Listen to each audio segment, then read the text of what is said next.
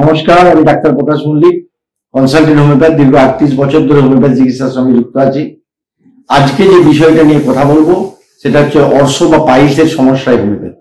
তবে আমরা এই অর্শ বা পাইলসের সমস্যা ছাড়াও আমরা এরকম বিভিন্ন সমস্যা নিয়ে এই ডক্টর প্লাস চ্যানেলে কথা বলেছি।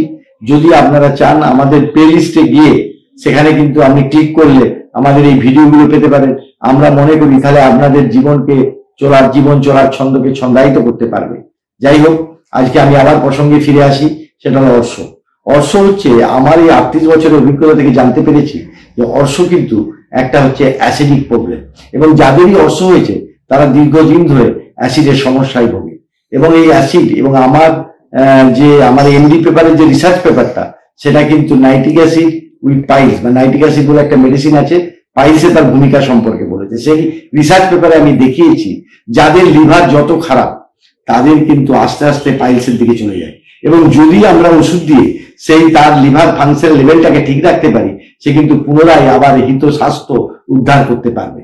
এবং সেই জন্য পাইলসের সমস্যা হচ্ছে খাদ্য খাদকের একটা ভূমিকা, এবং সেই জন্য পাইলস হলে কিন্তু কখনোই মাংসটা কম খেতে হবে এবং ফাইবার যুক্ত ফুড খেতে হবে, এবং প্রয়োজনে অ্যাসিড আপনি ইসবগুলোর ভুসি খেতে পারেন রাত্রিবেলা ভিজিয়ে রেখে। কিন্তু যদি অনেক সময় ভিজিয়ে রেখে খেলেও সেটা কিন্তু সমাধান হয় না। এক্ষেত্রে বলবো রাত্রিবেলা খাওয়ার পর যদি শুকনো খেয়ে জল খান তাহলে কি হবে না, ভুসিটা পেটে গিয়ে জল যদি একটু বেশি করে জল খেতে হবে, নাহলে কিন্তু আবার কনস্টিপেশন হয়ে যাবে। যা জল খান তার থেকে যেহেতু শুকনো খেলেন তার জন্য অন্তত 1 লিটার জল বেশি খেতে হবে। তার প্রেক্ষিতে কি হবে না, ওখানে গিয়ে স্টোমাকে গিয়ে ওটা ফুলবে ফাইবারটা, এবং ফোলার কারণে কিন্তু সহজে পায়খানা হবে। এবং কনস্টিপেশন যদি হয়, কনস্টিপেশনে এনাসে কিন্তু ওখানটা ফেটে গিয়ে রক্ত পড়ে, এবং রক্ত পড়ে সেখানে ফিস্চুলা পর্যন্ত হতে পারে। এবং এইটা কিন্তু দীর্ঘদিনের প্রক্রিয়া। এবং আমার কাছে এমন পেশেন্ট আছে 1 2 কিন্তু অপারেশন করার পরে আবার হয়নি, আবার অপারেশন করতে বলেছে। আমার কাছে একজন ভদ্রমহিলা এসেছিলেন, সেই ভদ্রমহিলা তার 5 বার অপারেশন পরেও তার কিন্তু পাইলসটা ভালো হয়নি। তখন তিনি আমার কাছে এসে ভালো হলেন তখন তিনি বলছেন, আমি তাকে জিজ্ঞেস করলাম যে আপনি 5 বার অপারেশন করলেন তবু হোমিওপ্যাথি চিকিৎসা করে ভাবলেন না? বলে আমি জানতামই না যে এটার কোনো অল্টারনেটিভ মেডিসিন আছে, অর্থাৎ হোমিওপ্যাথি মেডিসিন আছে। আবার অপরদিকে বলি, এই বারবার অপারেশন করলে কিন্তু অ্যানাল ক্যান্সার। উড়িষ্যা থেকে আমার একটা পেশেন্ট এসেছে, যেহেতু আমি ক্যান্সারের চিকিৎসা করি, এ ব্যাপারে আমার সুনাম বলুন বদনাম বলুন, ক্যান্সারের চিকিৎসা আমি হোমিওপ্যাথি চিকিৎসা নিয়ে করি, এবং আমার লেখা বইও আছে 2টো, এবং ক্যান্সারের ব্যাপারে আমরা অনেকগুলো ভিডিও করেছি। এবং সেই জন্য আমি বলতে চাইছি যে আপনারা যদি আগে থেকে খাদ্য খাবেন, এবং রাত্রেবেলা কম খাবেন, মাংস কম খাবেন, ফাইবার যুক্ত ফুড খাবেন, এবং সেই জন্য এইসবগুলো ভুষিও খেতে পারেন।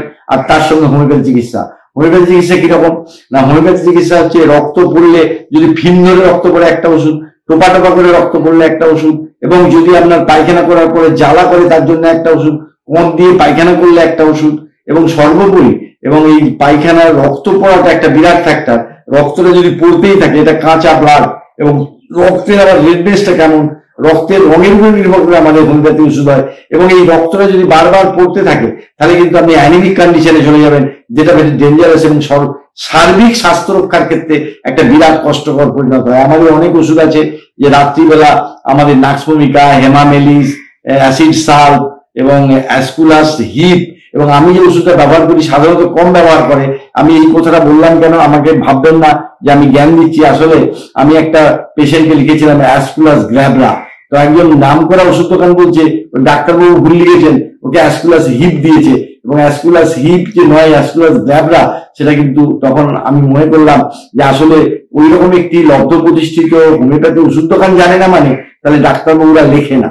এবং আরেকটা হচ্ছে ভাইটাস নাগান্ডু বলে একটা ওষুধ আছে, যেটা ব্যবহার করে ভালো কাজ পাওয়া যায়, রক্ত পড়া এবং রক্ত না পড়া, এবং র্যাটানিয়া বলে ওষুধ আছে, সেটাও ভালো কাজ করে। আমি ওষুধগুলো বললাম, আমার ব্যক্তিগত জীবনে এরকম ওষুধগুলো নির্দিষ্ট মাত্রায় নির্দিষ্ট লক্ষণের ভিত্তিতে ব্যবহার করে কিন্তু আমরা ভালো সুফল পেয়েছি।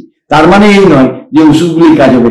সেলফ ডক্টরি ইজ ভেরি ডেঞ্জারাস, অর্থাৎ নিজে ডাক্তারি করবেন না, চিকিৎসকের পরামর্শ অনুযায়ী। আর একটা ব্যাপার, অর্শরোগের ক্ষেত্রে একটা গুরুত্বপূর্ণ এলোপ্যাথি হোমিওপ্যাথি ডাক্তাররা এটা বলে থাকেন বা পরামর্শ দিয়ে থাকেন, সেটা হলো কি, সেটা হলো সিস বাথ।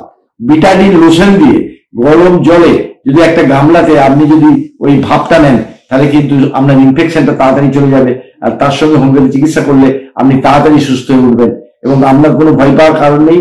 আপনি একটু অ্যাসিড যাতে না হয় তার জন্য খাদ্যগুলো মশলাযুক্ত খাবার খাবেন না, এবং একটু ফলমূল খাবেন এবং তার সঙ্গে সঙ্গে একটু যদি ব্যায়াম করতে পারেন সেটা আরো ভালো হয়, এবং তার সঙ্গে হোমিওপ্যাথি চিকিৎসা নিলে অসুখের হাত থেকে মুক্তি পাওয়াটা অস্বাভাবিক কিছু নয়। এবং আমার কাছে যে পেশেন্ট আছে রেকারিং, মানে তাদের দীর্ঘদিন ধরে ক্রনিক হয়ে যায়, সেই ক্রনিক হয়ে যাওয়ার পরে আসে, তা সত্ত্বেও তাদের ভালো রাখা গেছে।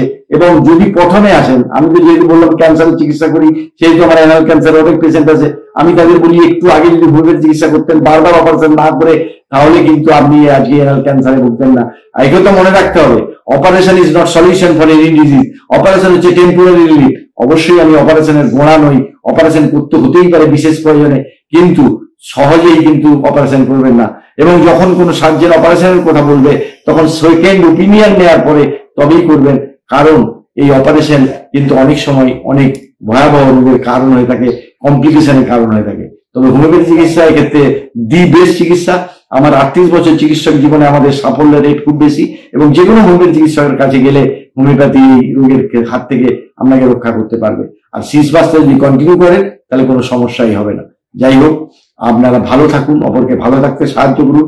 আমাদের এই ভিডিওগুলো যদি ভালো লাগে লাইক করুন, কমেন্টস করুন, শেয়ার করুন, এবং তাতে করে আমরা অনুপ্রাণিত আবার নতুন নতুন ভিডিও করবো। সবশেষে বলি, আপনারা ভালো থাকুন, অপরকে ভালো থাকতে সাহায্য করুন। নমস্কার।